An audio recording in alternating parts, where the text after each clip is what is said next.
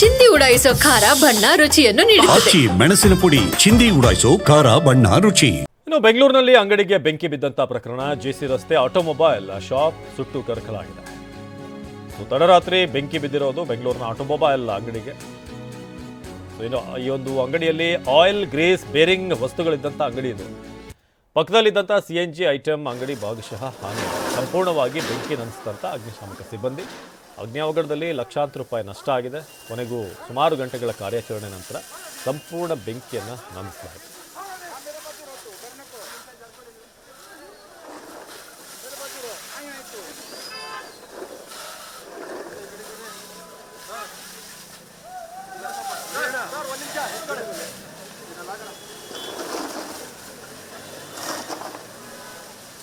ನಮ್ಮ ಪ್ರತಿನಿಧಿ ಪ್ರದೀಪ್ ಇಲ್ಲಿಂದ ಒಂದು ಪ್ರತ್ಯಕ್ಷ ವರದಿ ಕೊಟ್ಟಿದ್ದಾರೆ, ಬನ್ನಿ ನೋಡೋಣ.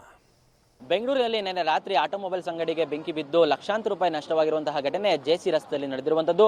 ಸದ್ಯಕ್ಕೆ ನಾನೀಗ ಘಟನೆ ನಡೆದಂತಹ ಜಾಗದಲ್ಲಿದ್ದೀನಿ. ಇದೇ ಒಂದು ಜೆಸಿ ರಸ್ತೆಯ ಆಟೋಮೊಬೈಲ್ಸ್ ಅಂಗಡಿಯಲ್ಲಿ ನಿನ್ನೆ 9 ಗಂಟೆ ಸುಮಾರಿಗೆ ಬೆಂಕಿ ಅಂದರೆ ಶಾರ್ಟ್ ಸರ್ಕ್ಯೂಟ್ ಇಂದ ಬೆಂಕಿ ಕಾಣಿಸಿಕೊಂಡಿದೆ. ತದನಂತರ ಬೆಂಕಿ ಇಡೀ ಬಿಲ್ಡಿಂಗ್ ಅನ್ನ ವ್ಯಾಪಿಸಿಕೊಂಡಿದೆ.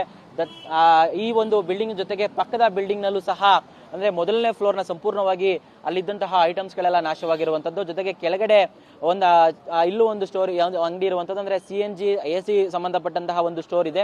ಅಲ್ಲೂ ಸಹ ಬೆಂಕಿ ಸ್ವಲ್ಪ ಪ್ರಮಾಣದಲ್ಲಿ ತಗುಲಿ ಅಲ್ಲೂ ಸಹ ಲಕ್ಷಾಂತರ ರೂಪಾಯಿ ಅಂತ ಐಟಮ್ಗಳು ನಷ್ಟವಾಗಿರುವಂಥದ್ದು. ಅಂದರೆ ಈ ಒಂದು ಬೆಂಕಿ ಕಾಣಿಸ್ಕೊಂಡದ ಅಂಗಡಿ ಏನಿದೆ, ಇಲ್ಲಿ ಗ್ರೀಸು, ಆಯಿಲ್ ಮತ್ತು ಬೇರಿಂಗ್ಗಳನ್ನು ಸಪ್ಲೈ ಮಾಡುವಂತಹ ಒಂದು ಅಂಗಡಿ ಆಗಿತ್ತು ಇದು. ಈ ಅಂಗಡಿಯಲ್ಲಿ ಬೆಂಕಿ ಹತ್ಕೊಂಡ ತಕ್ಷಣ ಗ್ರೀಸು ಮತ್ತು ಆಯಿಲ್ ಇರೋ ಕಾರಣಕ್ಕಾಗಿ ಬೆಂಕಿ ಸಾಕಷ್ಟು ಸಮಯ ಕಾಲ ಬೆಂಕಿ ಎಲ್ಲ ಕಡೆ ಹರಡಿ ಅಗ್ನಿಶಾಮಕ ದಳದ ಸಿಬ್ಬಂದಿ ಬಂದರೂ ಸಹ ಬೆಂಕಿ ಅದು ಇನ್ನೂ ಸಹ ಬೆಂಕಿ ಇದಾಗಿರಲಿಲ್ಲ.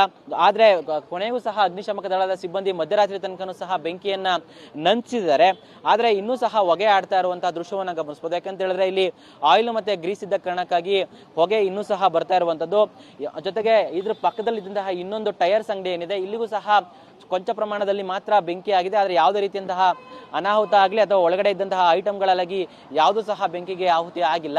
ಸದ್ಯಕ್ಕೆ ಘಟನಾ ಸ್ಥಳದಲ್ಲಿ ಒಂದು ಅಗ್ನಿಶಾಮಕ ದಳ, ಅಂದರೆ ನಿನ್ನೆ ರಾತ್ರಿ ಘಟನೆ ನಡೆದಿರೂ ಸಹ ಇನ್ನೂ ಸಹ ಬೆಳಿಗ್ಗೆ ಆದರೂ ಸಹ ಒಂದು ಅಗ್ನಿಶಾಮಕ ದಳದ ಒಂದು ವಾಹನ ಇಲ್ಲೇ ಇದೆ. ಯಾಕಂತ ಹೇಳಿದ್ರೆ ಏನಾದ್ರು ಸಮಸ್ಯೆ ಆಗ್ಬೋದು ಹೊಗೆ ಆಡ್ತಾ ಇರೋ ಕಾರಣಕ್ಕಾಗಿ ಅಂತ ಹೇಳಿ ಒಂದು ಅಗ್ನಿಶಾಮಕ ವಾಹನ ಇಲ್ಲೇ ಇರುವಂಥದ್ದು. ಜೊತೆಗೆ ಅಗ್ನಿಶಾಮಕ ದಳದ ಸಿಬ್ಬಂದಿ ಸಹ ಇಲ್ಲೇ ಇದ್ದಾರೆ. ಸದ್ಯಕ್ಕೆ ಈ ಒಂದು ಘಟನೆಯಲ್ಲಿ ಲಕ್ಷಾಂತರ ರೂಪಾಯಿಯಷ್ಟು ಮೌಲ್ಯದ ವಸ್ತುಗಳು ನಾಶವಾಗಿದೆ ಅಂತ ಒಂದು ಮಾಹಿತಿ ಸಿಗ್ತಾ ಇರುವಂಥದ್ದು. ಸದ್ಯಕ್ಕೆ ಅಗ್ನಿಶಾಮಕ ದಳದ ಸಿಬ್ಬಂದಿ ನಿನ್ನೆ ರಾತ್ರಿಯಿಂದಲೂ ಸಹ ಕಾರ್ಯಾಚರಣೆಯನ್ನು ನಡೆಸಿ ಬೆಂಕಿಯನ್ನು ನಂದಿಸಿದ್ದಾರೆ. ಆದರೆ ರಾತ್ರಿ ಇಲ್ಲಿ ಸಿಬ್ಬಂದಿಗಳಿದ್ರೂ ಸಹ ಯಾರಿಗೂ ಸಹ ಯಾವುದೇ ಪ್ರಾಣಾಪಾಯವಾಗಿಲ್ಲ. ಕ್ಯಾಮ್ರಾಮನ್ ಪ್ರಶಾಂತ್ ಜೊತೆ ಪ್ರದೀಪ್ ಚಿಕ್ಕಾಟಿ, TV9 ಬೆಂಗಳೂರು.